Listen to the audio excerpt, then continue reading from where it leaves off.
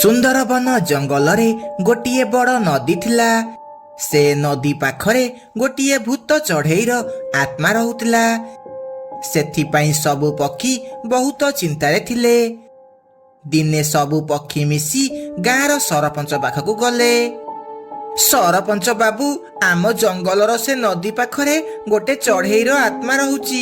ସେଥିପାଇଁ କେହି ବି ପକ୍ଷୀ ସେଠାକୁ ପାଣି ନେବା ପାଇଁ ଯାଇପାରୁନାହାନ୍ତି। ହଁ ସରପଞ୍ଚ ବାବୁ, ଆମକୁ ବହୁତ ଡର ଲାଗୁଛି। ଜଙ୍ଗଲର କିଛି ପକ୍ଷୀମାନଙ୍କୁ ସେ ଡାହାଣୀ ମାରିଦେଲାଣି। ଶୁଣ, ତମେ ମାନେ ବ୍ୟସ୍ତ ହୁଅନି। ଆମେ ଗୋଟେ କାମ କରିବା। ତମମାନଙ୍କ ଭିତରୁ ସବୁଦିନ 2 ଜଣ ଲେଖାଏଁ ରାତିରେ ଯାଇ ସେ ନଦୀ ପାଖରେ ହନୁମାନ ଚାଳିଶା ପାଠ କରିବ।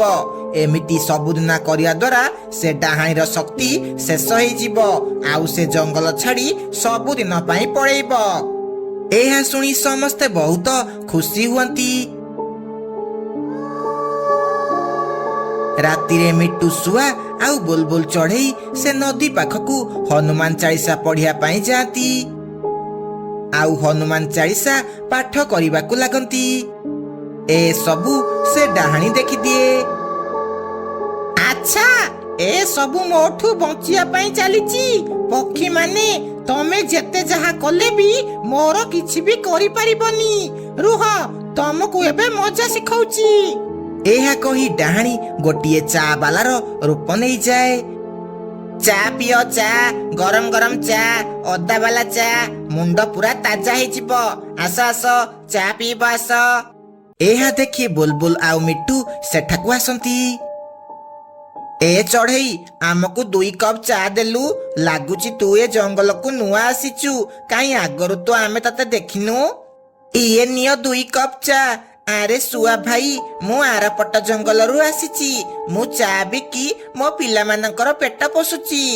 ତାପରେ ମିଟୁ ଆଉ ବୁଲବୁଲ ଚା ପିଇବାକୁ ଲାଗନ୍ତି। ସେମାନେ ଯେମିତି ଚା ପିଇଛନ୍ତି, ତାଙ୍କ ମୁଣ୍ଡ ଜୋରେ ଜୋରେ ବୁଲେଇ ହୁଏ, ଆଉ ସେ ତଳେ ପଡ଼ି ସେଇଠି ମରିଯାଆନ୍ତି। ତାପରେ ସେ ଡାହାଣୀ ନିଜ ଅସଲ ରୂପକୁ ଆସେ ହେରି। କେମିତି ଲାଗିଲା ମୋ ବିଷ ଚା ପିଇକି? ଆସିଥିଲ ମତେ ରୋକିବାକୁ, ଆଉ ଏବେ ନିଜେ ସବୁଦିନ ପାଇଁ ଶେଷ ହେଇଗଲ। ଯିଏ ବି ମତେ ଏଠାରୁ ହଟେଇବାକୁ ଚେଷ୍ଟା କରିବ, ତାର ଅବସ୍ଥା ଏମିତି ହେବ। ସକାଳୁ ଯେମିତି କାଉ କାଉ ସେ ନଦୀ ପାଖକୁ ଆସିଛି, ସେ ଦେଖେ ମିଟୁ ଆଉ ବୁଲବୁଲ ସେଠାରେ ମରିକି ପଡ଼ିଛନ୍ତି। ଆରେ ଭାଇ ମାନେ, କିଏ କୋଉଠି ଅଛ? ଜଲ୍ଦି ଏଠାକୁ ଆସ। ଦେଖ, ମିଟୁ ଆଉ ବୁଲବୁଲ ମରିକି ପଡ଼ିଛନ୍ତି। ହେଲେ ଏମାନେ କେମିତି ମରିଲେ? ଲାଗୁଛି ଅନ୍ଧାର ରାତିରେ ଏମାନେ ହନୁମାନ ଚାଳିଶା ପଢୁଥିବା ବେଳେ କୋଉ ସାପ କାମୁଡି ଦେଇଥିବ, ଯାହା ଦ୍ୱାରା ଏମାନେ ମରିଯାଇଥିବେ। କିନ୍ତୁ ଆଜି ରାତିରେ ଆମେ ଆସିକି ହନୁମାନ ଚାଳିଶା ପଢିବା, ଆଉ ସେ ଡାହାଣୀକୁ ଆମ ଜଙ୍ଗଲରୁ ବାହାର କରିବା। ରାତିରେ କାଳୁ ଆଉ ବଣ୍ଟି ପାରା ସେଠାକୁ ହନୁମାନ ଚାଳିଶା ପଢିବାକୁ ଆସନ୍ତି। କିଛି ସମୟ ପଢିଲା ପରେ ସେମାନେ ବହୁତ ଥକି ଯାଆନ୍ତି। ସେତିକି ବେଳେ ଡାହାଣୀ ଚା ବାଲା ରୂପ ନେଇ ସେଠାକୁ ଆସେ। ଚା ନିଅ, ଚା, ଗରମ ଗରମ ଚା, ଅଦା ଗୋଲମରିଚ ବାଲା ଚା। ଆସ ଆସ ପକ୍ଷୀମାନେ, ଚା ପିଇବ ଆସ। ଏହା ଦେଖି ବଣ୍ଟି ଆଉ କାଳୁ ସେଠାକୁ ଆସନ୍ତି। ଆରେ ଭଉଣୀ, 2 କପ୍ ଚା ଦେଲ। ଆମେ ବହୁତ ଥକି ଗଲୁଣି। କାହିଁ ଆଗରୁ ତ ତମକୁ ଆମେ ଏଠି ଦେଖିନୁ। ତମେ କୋଉଠୁ ଆସିଛ? ହଁ, ମୁଁ ସେ ଆରପଟ ଜଙ୍ଗଲରୁ ଆସିଛି। ମୁଁ ଏମିତି ଜଙ୍ଗଲ ଜଙ୍ଗଲ ବୁଲି ବୁଲି ଚା ବିକୁଛି, ଆଉ ନିଜ ପରିବାର ପେଟ ପୋଷୁଛି। ସେ କଥା ଛାଡ, ଇଏ ନିଅ, ଚା ପିଇବ। କାଳୁ ଆଉ ବଣ୍ଟି ଚା ଯେମିତି ପିଇଛନ୍ତି, ସେମାନଙ୍କ ମୁଣ୍ଡ ବୁଲେଇ ହେବାକୁ ଲାଗେ। ଏ ଚଢ଼େଇ, ତୁ ଏଥିରେ କଣ ମିଶାଇଥିଲୁ? ଏହା କହି ସେମାନେ 2 ଜଣ ବି ମରିଯାଆନ୍ତି। ଡାହାଣୀ ତାପରେ ତା ଅସଲି ରୂପକୁ ଆସେ ହେରି। ମୁଁ କୋଉ ଚଢ଼େଇ ନୁହଁ, ମୁଁ ହେଉଛି ଗୋଟେ ଚଢ଼େଇର ଆତ୍ମା। ତମେ ମାନେ ଏଠି ହନୁମାନ ଚାଳିଶା ପଢି ମତେ ଏଠାରୁ ଭଗେଇବାକୁ ଚାହୁଁଛ। ଯିଏ ବି ମୋ ସହ ଲାଗିବ, ତାର ଅବସ୍ଥା ଏମିତି ହବ। ଏସବୁ ଘଟଣା ହେଲା ବେଳେ ମିନୁ ଚଢ଼େଇ ଗୋଟେ ଗଛ ଉପରେ ବସି ସବୁ ଦେଖିଦିଏ। ଆଚ୍ଛା, ତୁ ଏମିତି ସବୁ ପକ୍ଷୀମାନଙ୍କୁ ଜାଲରେ ଫସେଇ ମାରି ଦଉଛୁ। ରହ, ତତେ ଯଦି ମୁଁ ଏ ଜଙ୍ଗଲରୁ ବାହାର ନ କରିଛି, ମୋ ନାଁ ମିନୁ ନୁହଁ। ଏହା କହି ମିନୁ ସେଠାରୁ ଚାଲିଯାଏ। ଆଉ ସକାଳୁ ଯାଇ ସବୁ ପକ୍ଷୀମାନଙ୍କୁ ଏ ବିଷୟରେ କୁହେ। ଆଉ ସେ ଡାହାଣୀକୁ କେମିତି ଜଙ୍ଗଲରୁ ବାହାର କରିବ ତା ଉପାୟ କୁହେ। ରାତିରେ ମିନୁ ଚଢ଼େଇ ଆଉ ଲୁସି ପାରା ସେ ନଦୀ ପାଖକୁ ଯାଆନ୍ତି। ସେମାନଙ୍କୁ ଦେଖି ଡାହାଣୀ ଚା ବାଲା ରୂପ ନେଇ ସେଠାକୁ ଆସେ। ଚା ନିଅ ଚା, ଗରମ ଗରମ ଚା, ଅଦା ଗୋଲମରିଚ ବାଲା ଚା। ଆସ ଆସ ପକ୍ଷୀ ମାନେ, ଚା ପିଇବ ଆସ। ଆରେ ଭଉଣୀ, ଗୋଟେ କପ୍ ଚା ଦେଲ। ସେତିକି ବେଳେ ଲୁସି ପଛପଟୁ ଆସି ସେ ଡାହାଣୀ ଉପରେ ଗଙ୍ଗା ଜଳ ପକେଇ ଦିଏ। ଗଙ୍ଗା ଜଳ ପଡୁ ପଡୁ ସେ ତା ଅସଲି ରୂପକୁ ଆସେ ହେରି। ଇଏ ତୁ କଣ କଲୁ? ତୁ ମୋ ସହ କିଛି ବି ଠିକ କଲୁନି। ମୁଁ ପୁଣି ଥରେ ଆସିବି, ଆଉ ତମ ମାନଙ୍କୁ କାହାକୁ ବି ଛାଡିବିନି, ସମସ୍ତଙ୍କୁ ମାରିଦେବି। ଏମିତି ସେ ଡାହାଣୀ ଛଟପଟ ହେଇ ଜାଳି ପୋଡି ପାଉଁଶ ହେଇଯାଏ। ଏମିତି ମିନୁ ଚଢ଼େଇର ସାହସ ଯୋଗୁ ସବୁ ପକ୍ଷୀମାନେ ପୁଣି ଥରେ ନଦୀରୁ ପାଣି ନେଇ ପାରନ୍ତି। ମଧୁବନ ଜଙ୍ଗଲରେ କାଳୁ ଆଉ ବଣ୍ଟି 2 ଜଣ ସାଙ୍ଗ ରହୁଥିଲେ। ସେମାନଙ୍କୁ ସବୁବେଳେ ରାତିରେ ବୁଲିବାକୁ ଭଲ ଲାଗୁଥିଲା। ଦିନେ ସେମାନେ ସନ୍ଧ୍ୟା ବେଳେ ବୁଲିବାକୁ ଯିବାକୁ ବାହାରିଲେ। ଆରେ ବଣ୍ଟି, ଆଜି ଚାଲୁନୁ ରାହୁଗଡ଼ ବୁଲିବାକୁ ଯିବା। ଆରେ ତୁ ପାଗଳ ହେଲୁ ନା କଣ? ସେ ଜାଗାକୁ କେହି ବି ଯାଉନାହାନ୍ତି, ଆଉ ତୁ ରାହୁଗଡ଼ ଯିବାକୁ କହୁଛୁ? ସବୁବେଳେ ତ ବାହାଦୁରୀ କଥା କହୁଛୁ, ଆଉ ରାହୁଗଡ଼ ଯିବାକୁ ଡରୁଛୁ।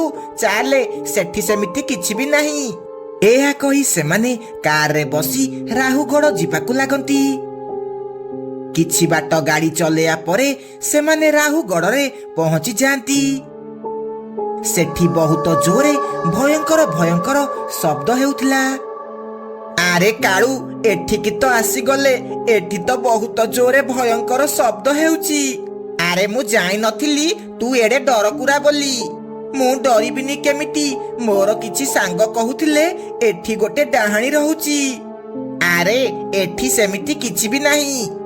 ସେତିକି ବେଳେ ସେମାନେ ଦେଖନ୍ତି ଗୋଟେ ସୁନ୍ଦର ଚଢ଼େଇ ରାସ୍ତାରେ ଠିଆ ହେଇ ଲିଫ୍ଟ ମାଗୁଛି। ତାକୁ ଦେଖି କାଳୁ ତା ପାଖରେ ଯାଇ ଗାଡ଼ି ରଖେ। ଆରେ ମ୍ୟାଡାମ, ଏତେ ରାତିରେ ଏଠି କଣ କରୁଛ?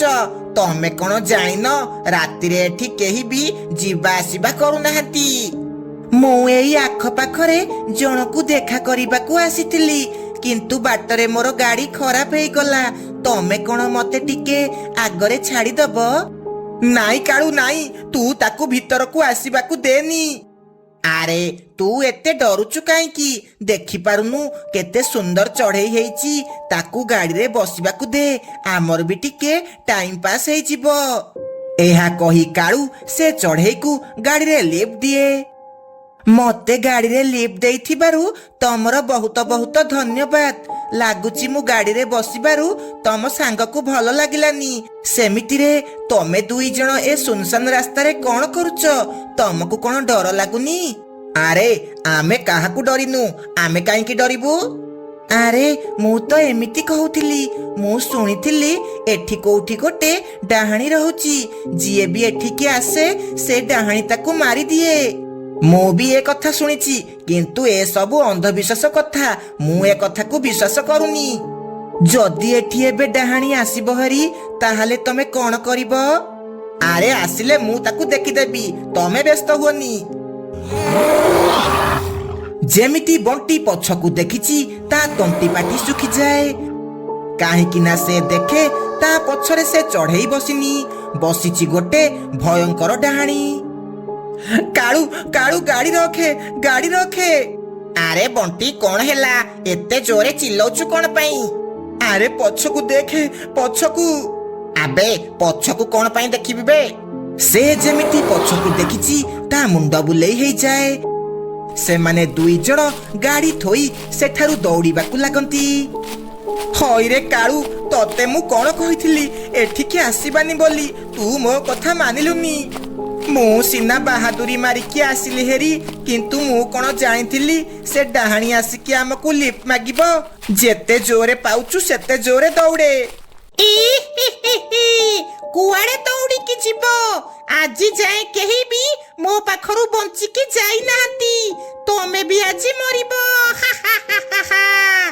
ସେମାନେ ଜୋରେ ଜୋରେ ଦୌଡ଼ିବାକୁ ଲାଗନ୍ତି।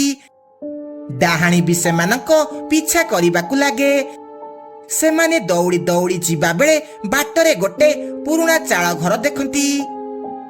କାଳୁ କାଳୁ ହେଇଟି ଦେଖେ, ସେଠି ଗୋଟେ ଘର ଅଛି, ଚାଲେ ତା ଭିତରକୁ ଯିବା, କାଳେ କିଛି ସାହାଯ୍ୟ ମିଳିଯିବ। ହଁ ହଁ ଚାଲେ ଯିବା। ସେମାନେ ସେହି ଘର ଭିତରକୁ ଯାଆନ୍ତି।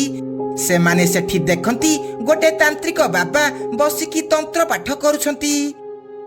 ବାବା ବାବା ଆମକୁ ବଞ୍ଚାଅ, ଆମକୁ ବଞ୍ଚାଅ, ସେ ରାହୁଗଡ଼ ବାଲା ଡାହାଣୀ ଆମକୁ ମାରିଦେବ, ଆମକୁ ବଞ୍ଚାଅ। ତମେ ମାନେ ଏତେ ରାତିରେ ସେଠାକୁ କଣ ପାଇଁ ଯାଇଥିଲ? ଜାଣିନ ସେ ଜାଗାରେ କଣ ଅଛି? ତାପରେ ବଣ୍ଟି ତାନ୍ତ୍ରିକ ବାବାକୁ ସବୁ କଥା କୁହେ। ତମେ ମାନେ ବ୍ୟସ୍ତ ହୁଅନି, ମୁଁ ଥିବା ଯାଏ ତମର ସେ ଡାହାଣୀ କିଛି ବି କରିପାରିବନି। ସେତିକି ବେଳେ ଡାହାଣୀ ସେଠାରେ ଆସି ପହଞ୍ଚେ। ଆଚ୍ଛା, ତମେ ଦୁଇ ଜଣ ଏଇଠି ଲୁଚିକି ବସିଛ। ଆଜି ତମ ଦୁଇ ଜଣକୁ ମୋଠୁ କେହି ବି ବଞ୍ଚେଇ ପାରିବେନି। ଆଜି ତମ ଦୁଇ ଜଣକୁ ମାରି ଖାଇବି। ହେ ଡାହାଣୀ, ମୁଁ ଥିବା ଯାଏଁ ତୁ ଏ ପିଲାମାନଙ୍କର କିଛି ବି କରିପାରିବୁନି। ଆଚ୍ଛା, ତୁ ବି ଏଇଠି ଅଛୁ। ଆଜି ତୁ ବି ମୋଠୁ ବଞ୍ଚିକି ଯାଇପାରିବୁନି ତାନ୍ତ୍ରିକ। ତୁ ମୋର କିଛି ବି କରିପାରିବୁନି ଦୁଷ୍ଟ। ତତେ ଆଜି ମୁଁ ଏ ବୋତଲ ଭିତରେ ବନ୍ଦୀ କରିବି। ଆଚ୍ଛା, ତୋର ଏତେ ସାହସ, ଇଏ ନେ। ଏତିକି କହି ଡାହାଣୀ ତାନ୍ତ୍ରିକ ଉପରେ ଆକ୍ରମଣ କରେ। ତାନ୍ତ୍ରିକ ସେତିକି ବେଳେ ଡାହାଣୀ ଉପରେ ଗଙ୍ଗା ଜଳ ପକାଏ। ଡାହାଣୀ ଉପରେ ଯେମିତି ଗଙ୍ଗା ଜଳ ପଡ଼ିଛି, ଡାହାଣୀ ସେଇଠି ବେହୋସ ହେଇଯାଏ। ତାପରେ ତାନ୍ତ୍ରିକ ବାବା ମନ୍ତ୍ର ଦ୍ୱାରା ଡାହାଣୀକୁ ଗୋଟେ ବୋତଲ ଭିତରେ ବନ୍ଦୀ କରିଦିଏ। ତାପରେ ବଣ୍ଟି ଆଉ କାଳୁ ଗାଡ଼ିରେ ବସି ଘରକୁ ଫେରି ଆସନ୍ତି। ଆଉ ସେହି ଦିନଠୁ ସେମାନେ ଆଉ ରାତିରେ କୁଆଡ଼େ ବି ବୁଲିବାକୁ ଯାଆନ୍ତି ନାହିଁ।